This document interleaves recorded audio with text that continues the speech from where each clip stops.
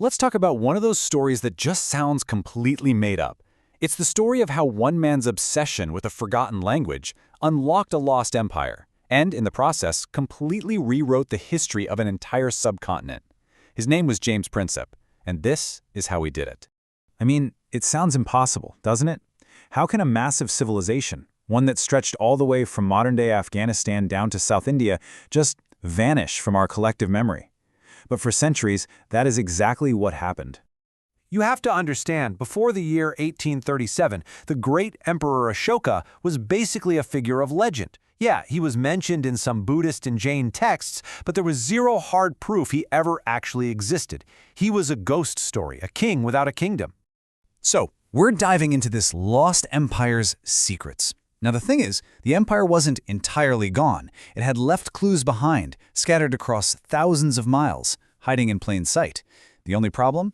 No one could read them. So imagine this. All across India, you've got these massive, ancient stone pillars just standing there. They were obviously important, covered in this strange, elegant writing, but what did it all say? Who put them there? For everyone, Indians and British alike, they were a complete enigma, like a locked history book, and nobody could find the key. And here's where our hero enters the picture. The guy who had finally unlocked this whole mystery? Well, he wasn't some highly trained historian or archaeologist. In fact, he was a man who never even planned to study history in the first place. James Prinsep's real passion in life was architecture. His dream was to design these incredible, grand buildings. But, life has a funny way of throwing you curveballs. He wound up in a job analyzing the purity of metals for coins, which is about as far from his dream as you can possibly get. So here's how it happened. When he was young, a really bad eye infection made it impossible for him to pursue architecture. His dream was just gone. With his future totally up in the air, his father pulled some strings and got him a job in India. So in 1819, a pretty reluctant James Prinsep arrives in Calcutta to start a new life he never, ever wanted. And this right here is where everything changes. Because that boring job at the Mint, surrounded by stacks of old coins, would accidentally put Prinsep on the path to one of the greatest historical discoveries of all time. At the Mint, his boss happens to be this famous Sanskrit scholar, H. Wilson, who gets him interested in India's past. So Prinsep starts studying all these ancient coins and gets completely obsessed with the weird scripts on them. And then, he has a huge realization. The writing on those mysterious pillars, the ones hundreds of miles apart in places like Delhi and Allahabad, it wasn't just similar writing, it was the exact same text copied over and over. You can just feel the urgency he felt. In his own words, he said this, "I could not proceed without securing the preservation of this most interesting and, I may add, rapidly perishing monument." He saw these things as chapters of history that were literally crumbling away, and he just had to read them before they were gone forever. And listen, this wasn't some casual hobby. For 4 straight years, this man was completely consumed. He'd work his day job at the Mint and then spend all night hunched over these drawings of inscriptions, just trying to crack the code. The obsession was so intense, it gave him these brutal, debilitating headaches. So after years of dead ends and frustration, the final clue he needed didn't come from one of those giant pillars.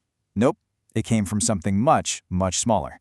A military engineer sent him some drawings of short, simple inscriptions found on a stone railing at a place called Sanchi.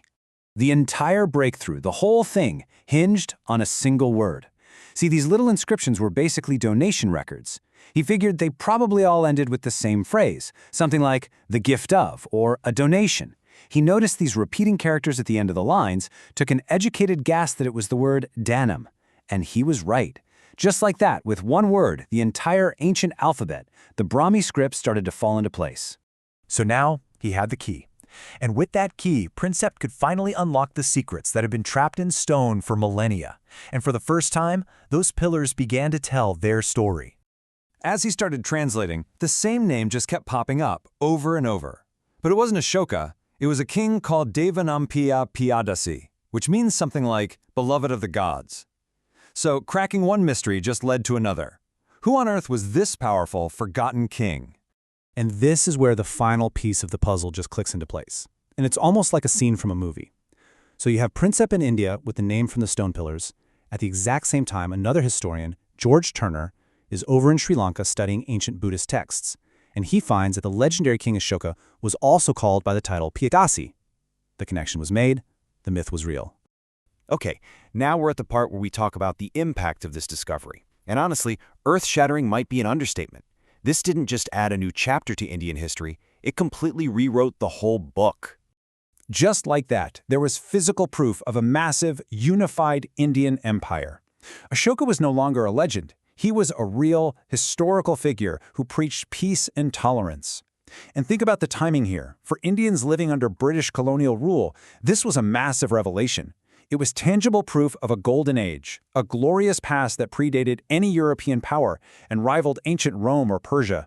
It became a huge source of national pride. And get this, Prinsep wasn't even done. The man then used a similarly brilliant method to decipher a second ancient script, Kharosthi. He found these old coins from Indo-Greek kings that had two languages on them. He just read the king's name on the Greek side, which he already knew, and then matched the sounds of the name to the unknown Kharosthi symbols on the other side. It was like his own personal Rosetta Stone. He cracked another code. But all of this incredible work, this monumental gift of a forgotten history he gave to the world, it came at an absolutely devastating personal cost. Those years of obsessive work, the sleepless nights, the constant mental strain of the whole quest, it all just took a fatal toll on him. The very same passion that made his name immortal is what ended up destroying him. Just 2 years after making these discoveries that literally changed the world, James Prinsep died from what doctors at the time called a softening of the brain. He was only 41 years old. He gave India back its greatest emperor, but he sacrificed himself to do it. To honor the man who gave India one of its greatest stories back, the city of Calcutta built a beautiful monument in his name, the Prinsep Gut. It's still standing there today, a tribute to the accidental historian who managed to decipher a lost world. You know, Prinsep's story just proves that entire chapters of our shared human history can be locked away, just waiting for the right person to come along with the right key. So it really makes you wonder, doesn't it? What other huge stories are still out there, written in a script we just can't read yet?